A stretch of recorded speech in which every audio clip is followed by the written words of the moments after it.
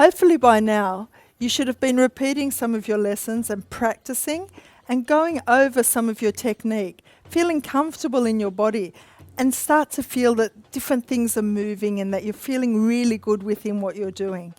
The next move we're going to do is a hip slide. So assume your basic pose with the feet underneath the hips, shifting your weight from leg to leg. Now I like to think of my hips moving side to side, and I feel the weight of each hip going over to that leg. What I want to do is keep my upper body as still as possible, so I can just feel that slide of transference of weight from hip to hip. Now I can also feel it in my legs and my feet because I'm connecting right to that center of gravity from leg to leg. Keeping your knees soft. Now we want to make it a little bit sharper, so I'm going to engage my glutes to slide, slide, slide, slide.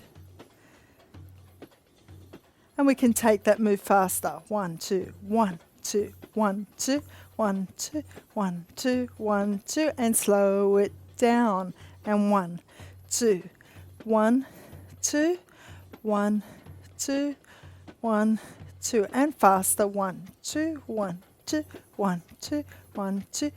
Make sure that you're engaging your transverse abdominis.